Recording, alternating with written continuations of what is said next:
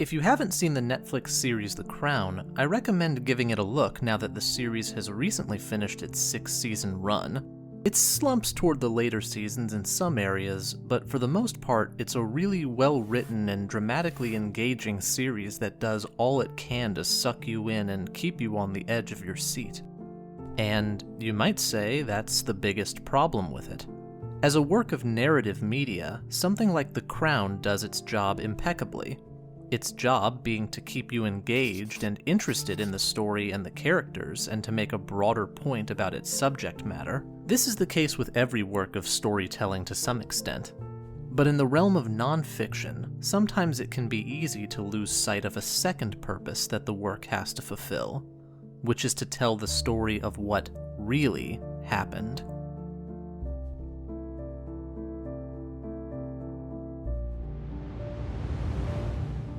That word really does a lot of heavy lifting in biopics and historical dramas, especially in film and television. Narrative forms of media that purport to inform people about what really happened make an implicit promise that the information presented by it will be accurate to the historical record and reflective of events that occurred in real life. Now, culturally, most of us have grown to understand and accept the idea that media, especially dramatized media, that purports to tell us the true story as it really happened, is fudging that truth to some degree. But we generally accept this because we, the audience, as well as the makers of the media, understand that in order to tell an engaging story, certain elements of the narrative and the characters have to be tweaked, speculated, reimagined, reconsidered, questioned, and yes, sometimes even outright falsified in order to maximize the dramatic impact of the story. Because drama is the vehicle through which the larger, truer message can be emphasized. After all, the more audiences care about characters and what they're going through, the more invested they are in the conflicts they face in the story. And the more that audiences care about the conflict, the more attention they'll pay to the themes and the messages that conflict is built to examine. Dramatic tension works to draw the viewer into the world of the story, into the perspective of the characters. So naturally, a story of any form, fictional or non-fictional, will opt to prioritize the amount of drama they can invoke to better invest the viewer in what's going on. Unfortunately, real life is rarely dramatic in the way that media often presents it.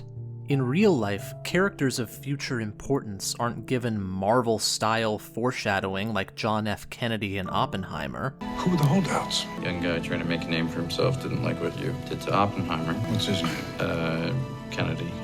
John F. Kennedy.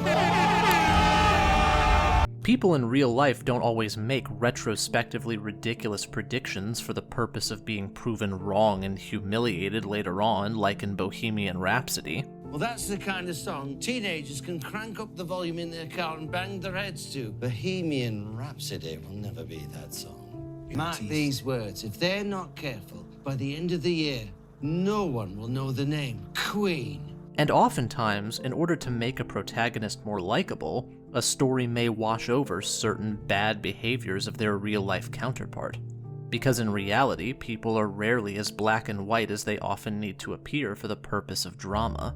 But there's caveats to all these points, which makes the conversation more complicated. After all, sometimes life does contain foreshadowing, if you want to call it that. Did this episode of The Simpsons from 19 years ago predict the future? It shows the entrance to 20th Century Fox movie studios. Now check out the fine print, a division of Walt Disney Company. That breaking news, the blockbuster Disney deal, the parent company of ABC buying many of the assets of 21st Century Fox. Likewise, sometimes people in real life do make dumb, ridiculous predictions that in hindsight seem cartoonishly stupid. President Obama will go down as perhaps the worst president in the history of the United States! Exclamation point at real Donald Trump. Well, at real Donald Trump, at least I will go down as a president. When you open your heart to patriotism, there is no room for prejudice. And sometimes people in real life can actually be more stereotypically good or evil than a film portrays them to be. The messiness of reality and how real people behave lends a lot to the license that storytellers use and sometimes abuse in their renditions of real-life events. And we forgive a lot of that creative license for the most part because, without it, we'd be left with two major problems. First of all, a story that's too faithful to the historical record is restricted in terms of the gaps of the story it can fill in. And while sometimes ambiguity can be a desirable tool to arouse discussion about a story, like with the infamous spinning top at the end of Inception, other times ambiguity only creates blind spots in a narrative that serve no intentional function. Imagine, for instance, that at the end of The Dark Knight, you never see the final confrontation between Batman and the Joker, or with Harvey Dent. Imagine those happened off-screen, and you never learned what was said between them or what the outcome was of the conflict between their opposing worldviews. Would the absence of those scenes add or detract from the story overall?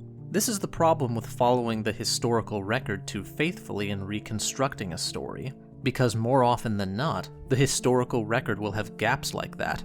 And so, often, stories will need to speculate and conjecture in order to fill that space. For a case in point, let's look at two different controversial scenes from the last season of The Crown. One scene involves a private conversation between Princess Diana and Dodi Fayed. Now, no record exists of this conversation. We have no idea if this conversation even took place, nor do we have any idea what they may have talked about if it did.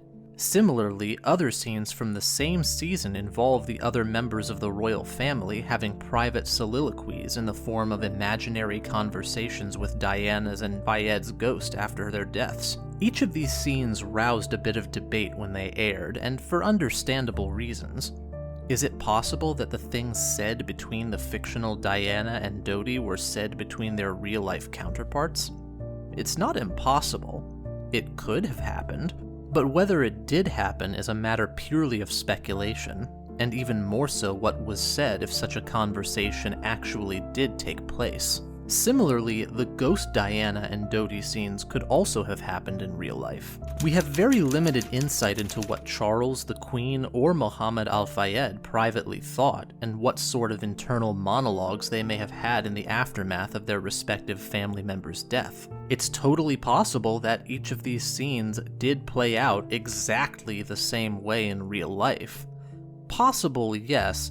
That is to say, possible in the same way that it's technically possible for me to drive to the casino and get a jackpot on every slot machine on my first try. Possible is one thing, plausible is another, and yet we have to accept some interpretation of these unknown events, because without them we wouldn't have as much insight into what these characters are thinking and feeling. And since The Crown is a story primarily focused on analyzing the internal feelings and conflicts of the members of the royal family, it's important that momentous events like these be examined through the lens of their personal reactions to them. If the show were to be completely faithful to the historical record, then the series would have just not shown any reaction by the royal family outside of which moments were already recorded, and to do that would have been to compromise the entire purpose of the series in the first place, on top of making the show less interesting to watch. Scenes like these might be conjecture, but they're conjecture that builds a bridge into the minds of the characters, which is a necessary component of many stories.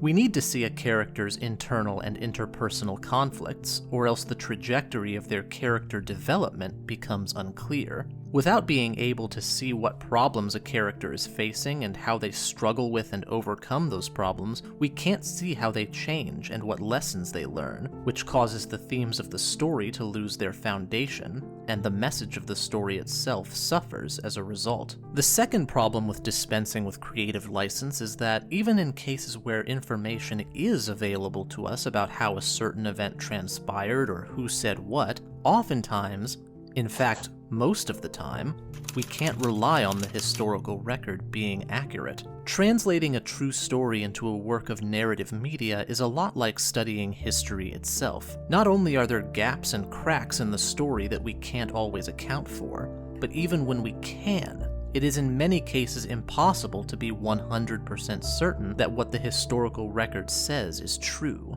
After all, who wrote the record? How many versions of the record are there?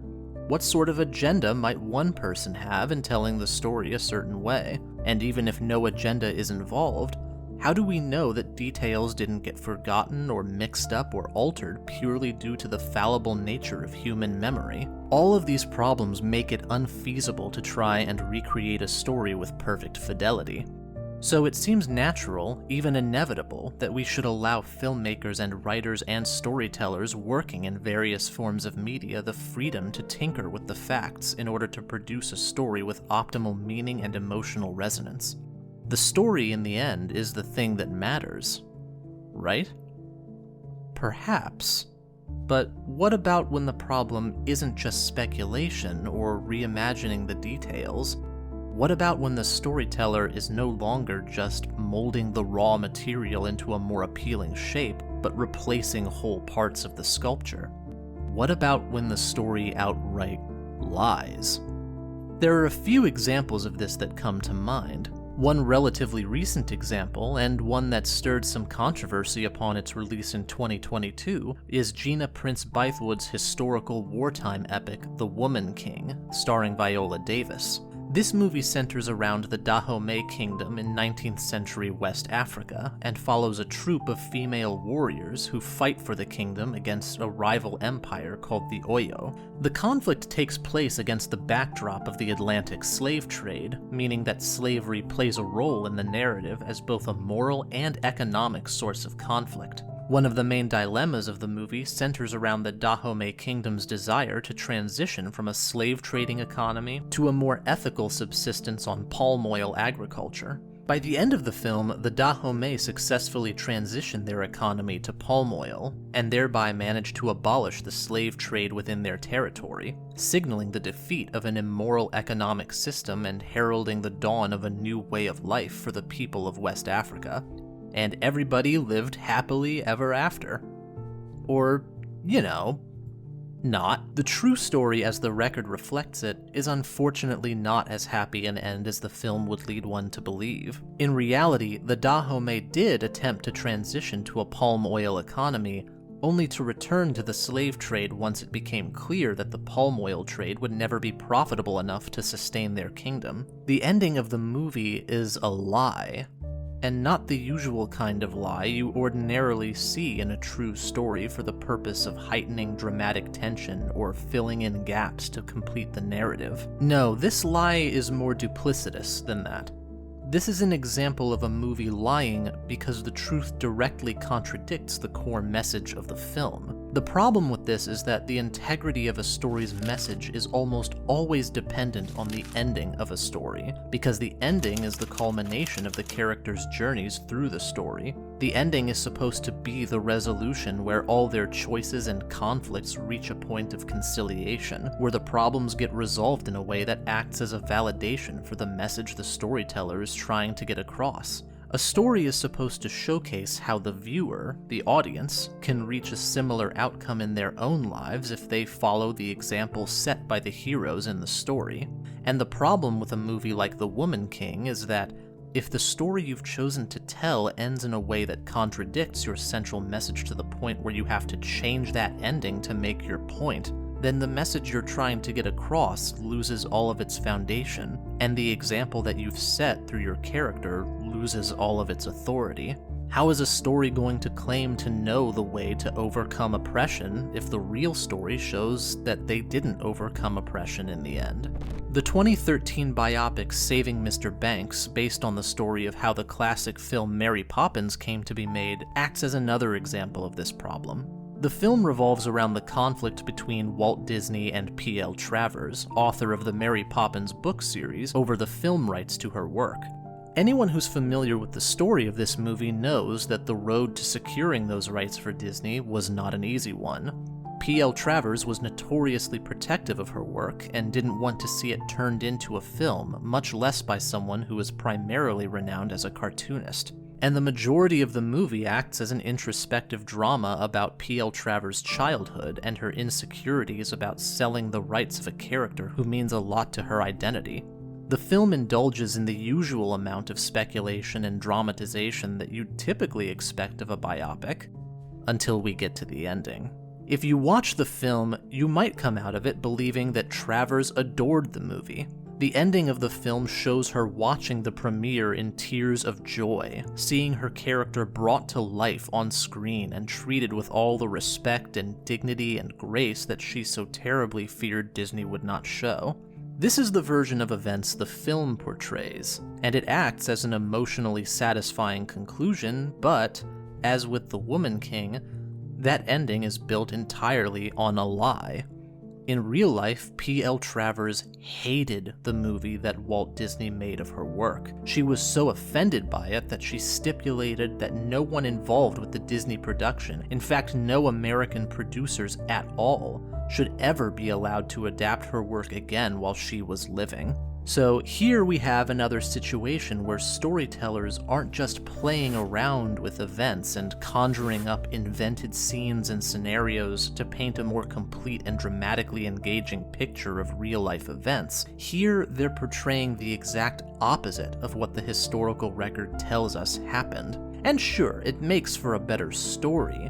The main character goes through a 2-hour-long journey of introspection and internal conflict that gets neatly resolved in the cathartic display of joy and relief, and the story has good messages about overcoming childhood trauma and letting go of what you love so that it can have the chance to grow. But a lot of it holds less water once you learn the real story. Instances like these force us to reflect on whether the fictional story can stand apart from the true story. Does a film's message have value even if it has to contradict the real version of events that it claims to be depicting? Should we take the narratives of The Woman King or Saving Mr. Banks as something separate from the real conflicts on which they're based if it means spreading a positive message? This doesn't even touch on more fringe examples like the movie Fargo, which bills itself from the opening credits as being based on a true story, despite being not that. And to be fair, this is a deliberately cheeky example meant to poke fun at how true stories tend to get more awards at Oscar season. But what does it say about the state of true stories in popular media that directors and studios can just lie to our face about what happened in real life and what didn't? There are many people, after all, who watch the movie Fargo and genuinely come out of it thinking that it is based on a true story. Huh. I did not know this was based on a true story. But that's crazy, because usually everything is based on a true story. Yeah, this is saying this is true, just the names are different. Well, since this is based off of a true story, I just want to let y'all know I don't do research on movies and stuff. So it's not like the audience is entirely in on the joke, and the movie never makes that point clear. Ultimately, we have to consider where we draw the line on how much true stories can veer from the actual truth. Any historian will tell you that there are no clear answers to these questions, not in media and not in history itself. When we consume true stories, we make an implicit pact with the storytellers that we will pretend that what we're seeing is a faithful recreation of actual events, even if culturally we understand that true stories are in nearly every case to some extent a lie. The art of the true story is a kind of game played between the storyteller and their audience. We will accept a degree of infidelity, just so long as the message of the story presented to us is worthy of that infidelity, as long as it teaches us something that feels valuable, and as long as a story can emotionally connect with us, then we'll overlook whatever discrepancies there may be between the version of events presented to us and the version of events that the historical record tells us. At the end of the day, there's very little we can do to assure ourselves of what really happened. But to the extent that we can know anything, there is a degree of responsibility incumbent on those who would convey those events to us through a dramatized lens. We know that when we consume these stories that there will always be an element of deception inherent in the telling of it. We can't escape that, because we can't authentically recreate everything without sacrificing something that makes the story feel complete from an artistic point of view. Real life is rarely as exciting or dramatic as stories are, and almost never as meaningful. That sense of meaning compels us to disregard the occasional lapse in accuracy or exaggeration of historical events, because the meaning that we receive from art is more valuable to us than the less meaningful information we receive from the messier, more mundane, and less complete stories that the historical record can offer us. But when we make that bargain with the storyteller, we also make it with the expectation that the story's message won't be undermined by the historical record. True stories, in that sense, are not really about being historically accurate as much as they are about being true in a more philosophical sense. We forgive small fabrications because we expect that the larger truth that the story is trying to convey is worth making those concessions, especially if it revolves around some moral or ideological statement that gives the story some importance beyond the context of the events that inspired it. In other words, we allow small lies in the name of larger truths, and when that license is taken too far, that amounts to a betrayal of trust. So how much should we expect in terms of historical accuracy from narrative media? Should we demand more rigorous adherence to the historical record as we understand it, even though the record might not be any more accurate? Or do we throw our hands up in the air and give up any notion of objective reality and just allow true stories to be less true and more story? And if you don't drift toward either of those extremes, as I imagine most people wouldn't, then you have to ask yourself the tougher question, which is, where do I draw the line? When does the divergence become too much to accept? And at what point does deviating from reality negate the impact of the story itself? Each of us has to answer those questions for ourselves, and each of us has to grapple with the consequences, not only of how that causes us to view media, but how that causes us to view reality and history itself. If you like my content, please consider subscribing to my channel, and don't forget to like and let me know in the comments what story you'd like me to talk about next. A big thank you to my special patrons who really help me keep doing this work, and think about subscribing to my Patreon for early access to future content, thanks at the end of each video, and other perks. Peace.